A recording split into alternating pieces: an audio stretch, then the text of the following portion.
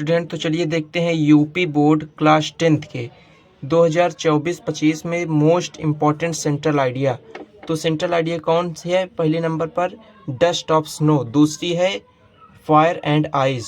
तो पहले देखेंगे डस्ट ऑफ स्नो। देखिए स्टूडेंट, तो सेंट्रल आइडिया कैसे लिखते हैं आज बिल्कुल सही तरीके से देखेंगे, जो कि बिल्कुल 3 नंबर आपके पक्के हो जाएंगे। तो पहले क्या लिखना है? Dust of snow central idea.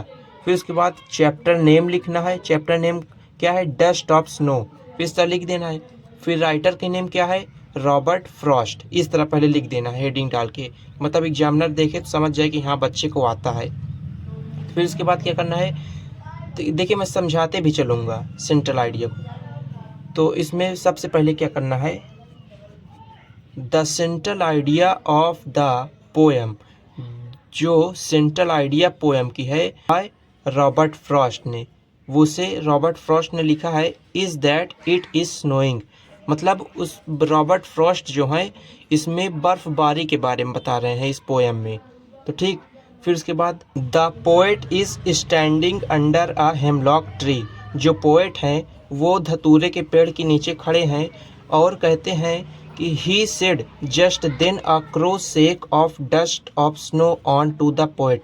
मतलब ये कह रहे हैं कि जो एक कौवा आके हेमलॉक ट्री के ऊपर, पेड़ के ऊपर बैठ गया और वो एक कौवा है, वो बर्फ का एक टुकड़ा, मतलब डस्ट में धूल भी कह सकते हैं, बर्फ की धूल पोएट के ऊपर गिरा दिया। फिर उसके बाद the poet mood change now. जो कवि का मूड है, मतलब मन है, वो चेंज हो गया। ही इज़ नॉट सैड, मतलब वो अब दुखी नहीं रहे। फिर हैप्पी हो गया, मतलब but happy. The poem has a deeper meaning. ये जो पोएम में है, ये जो पोएम है उसमें डीपर मीनिंग है, ये गहराई मीनिंग है। The poem has a deeper meaning to the crow, the snow, the hemlock tree etcetera symbolic. जो पोएम में ये the crow, the snow, the hemlock tree आए हैं, सिम्बॉलिक फॉर्म में है। मतलब इसमें का डीपर मीनिंग मतलब बहुत गहराई मीनिंग का है। यहाँ देखिए डस्ट ऑफ स्नो, यहाँ ऐसे कर दीजिएगा, मतलब दूसरे पेन से, जैसे यहाँ ब्लैक पेन से लिखा है ना रॉबर्ट फ्रॉस्ट, वहाँ डस्ट ऑफ स्नो ऐसे ब्लैक पेन से लिख दीजिएगा। फिर उसके बाद रॉबर्ट फ्रॉस्ट, ये किसके द्वारा रॉबर्ट फ्रॉस्ट के द्वारा लिखा गया है। मतलब जहाँ देखिए कुछ इंपॉर्टेंट वर्ड है, आपको पता है कि हाँ यही सही है, तो वहाँ आप हाईलाइट कर दीजिए। मतलब हाईलाइट का मतलब दूसरे पेन से लिख दीजिए, ब्लैक पेन से, मतलब एग्जामिनर देख के ही पता चल जाए कि हाँ बच्चे ने लिखा है, बच्चे जानता था। फिर उसके बाद आ जाता है आपका fire and ice. Fire and ice का पोएम कैसे है इसे देखेंगे सेंट्रल आइडिया। ये भी मोस्ट इम्पॉर्टेंट है, इसे आप वेरी वेरी वेरी इम्पॉर्टेंट लिख दीजिए। इसमें आपको 3 नंबर पक्के, 3 नंबर आपके पक्के हो जाएंगे। अब देखिए ये पोएम क्या है? Fire and ice. ये जो पोएम है फायर एंड आइस, पोएम की सेंट्रल आइडिया है। फायर एंड आइस पोएम की सेंट्रल आइडिया है। चैप्टर पहले तो लिखना है चैप्टर, फिर उसके बाद राइटर, चैप्टर नेम फिर राइटर नेम। चैप्टर में क्या लिखना है? फायर एंड आइस, और राइटर रॉबर्ट फ्रॉस्ट। मतलब एग्जामिनर देखते ही जान जाए कि हाँ बच्चे को पता है कि कौन सा चैप्टर का है और इसमें का राइटर क्या है, वो पहले ही जान जाए, आपको दे दे नंबर। अब करना है, लिखना है अब यहाँ से, इसे आप ऐसे कर सकते हैं, एरो बना सकते हैं। अब क्या कर रहा है कि the poet has tried to bring the differences between the fire and ice. मतलब जो पोएट है, कवि है, वो फायर और आइस के बीच में डिफरेंस बता रहा है। Which represent 2 different kind of people. मतलब वो कह रहा है which represent 2 different kind of people, वो 2 तरीके के आदमी को बता रहा है।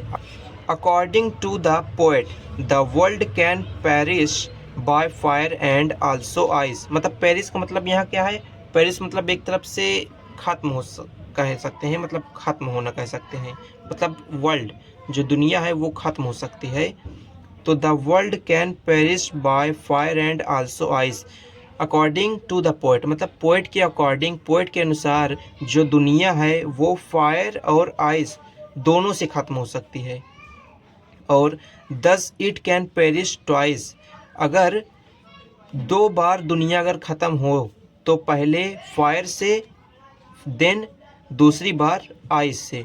मतलब पोएट कह रहा है कि अगर वर्ल्ड 2 बार ख़त्म होगा, मतलब वर्ल्ड का अंत 2 बार होगा, तो पहली बार में 1 बाय फायर, पहली बार में फायर से अंत होगा, एंड दोबारा देन मतलब दूसरी बार आइस से। ठीक, यहाँ तक क्लियर। फिर उसके बाद क्या कह रहा है, the poet feel that the ice of hatred. मतलब जो कह रहा है, पोएट कह रहा है, पोएट महसूस कर रहा है कि जो आइस का घृणा है वो ज़्यादा पावरफुल है, is as powerful as the fire of desire. मतलब आइस का जो घृणा है वो आग के इच्छा से ज़्यादा पावरफुल है। और फिर उसके बाद लिखना है to bring complete end of this world. मतलब इससे, इस दोनों से वर्ल्ड को ख़त्म किया जा सकता है। इतना करने सिंपल था। अब मतलब यही दोनों को आपको तैयार करना है, फायर एंड आइस और इसके बाद डस्ट ऑफ स्नो। इनको दोनों को आपको तैयार करके रख लेना है।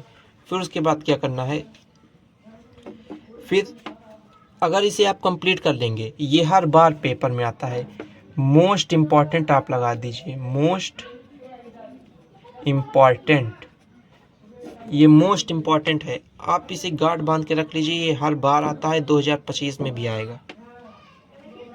100% की मेरी 100% की गारंटी है, 100% मैं गारंटी लेता हूँ कि ये ज़रूर आएगा, ज़रूर से ज़रूर। फायर एंड आइस और इसके बाद एक क्या है, डस्ट ऑफ स्नो।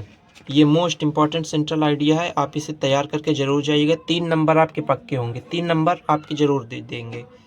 इसे तो मैं जो ग्रीन से लिखा हूँ, ये मैं आपको दिखाने के लिए, मतलब अच्छा दिखने के लिए लिखा हूँ। आप इसे ब्लू पेन से लिखिएगा, और जहाँ जैसे यहाँ फायर एंड आइस है, इसे आप ब्लैक पेन से लिख दीजिएगा। जहाँ आपको इंपॉर्टेंट कुछ लगे, आप जानते हैं कि ये सही मैं लिखा हूँ, तो वहाँ आप हाईलाइट कर दीजिए, ब्लैक पेन से लिख दीजिए।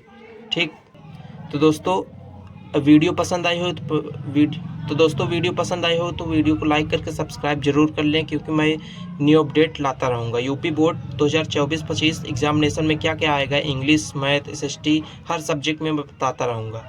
वीडियो सब्सक्राइब करके ज़रूर रखिए। Thank you student for watching this video.